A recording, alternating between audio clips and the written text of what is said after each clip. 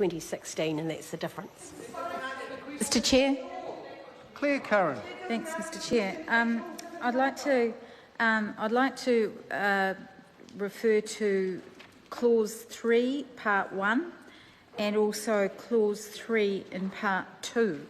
My first question to the Minister relates around the unusual circumstances, and I know this, and I won't dwell on this, Mr Chair, but I know it's because I know it's been referenced before, but the unusual circumstances of having to amend a Principal Act within 5 months of it being enacted, and in such a quite, important way. And what I can see that law schools around the country will be paying attention to this piece of legislation or this amendment tonight, and actually it'll probably end up in being taught in courses as being, I suspect, with respect to the Minister over there, he would say that.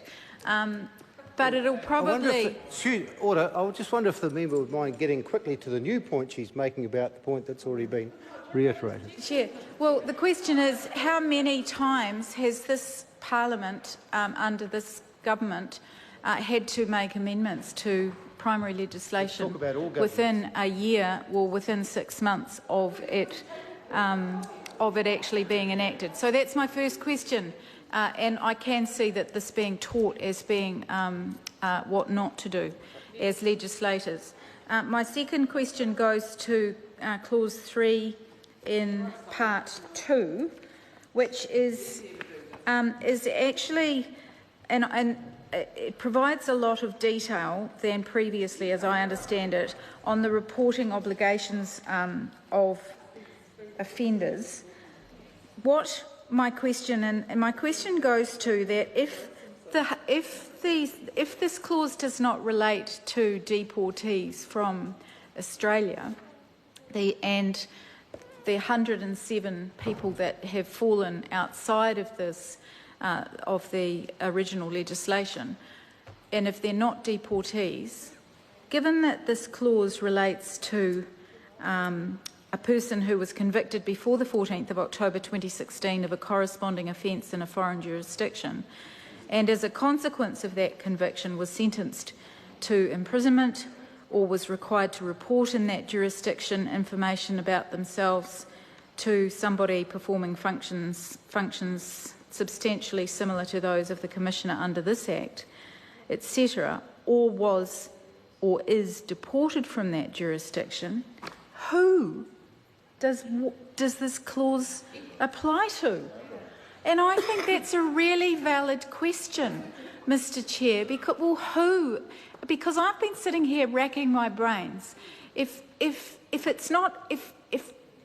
we need to insert this clause, it must apply to some people. It must apply to people who have committed offences in another jurisdiction and are now in our jurisdiction. Am I correct?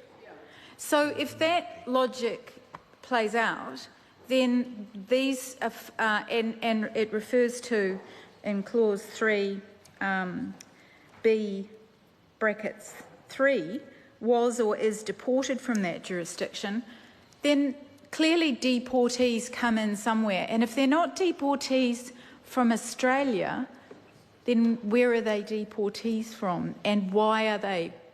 How have they been excluded from the primary legislation?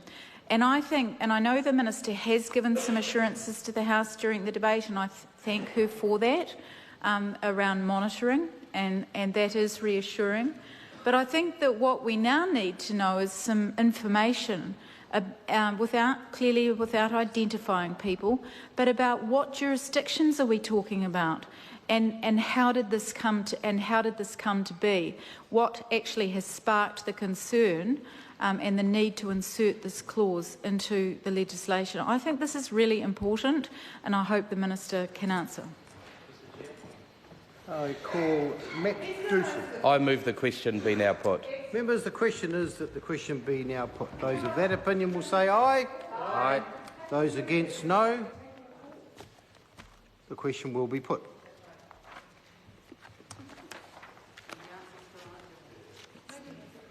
The question is that the Minister's tabled amendment to Part 2 stand part. All those in favour will say aye. Aye. Those against, no. The motion is agreed to. The question now is that Parts 1 and 2 and Clauses 1 to 3 as amended stand part. Those of that opinion will say aye. Those against, no. The ayes have it. I will report this bill with amendment.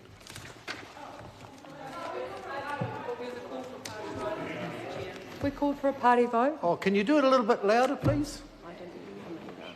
Clerk, the party vote has been called for. The clerk will conduct a party vote.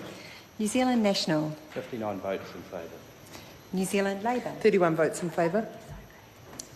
Green Party. 14 votes opposed.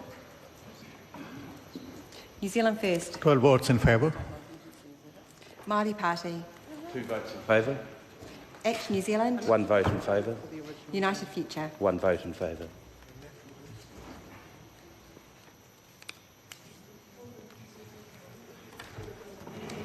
Members, the ayes are 106 and the noes are 14. The question is agreed to. I will report the bill with amendment.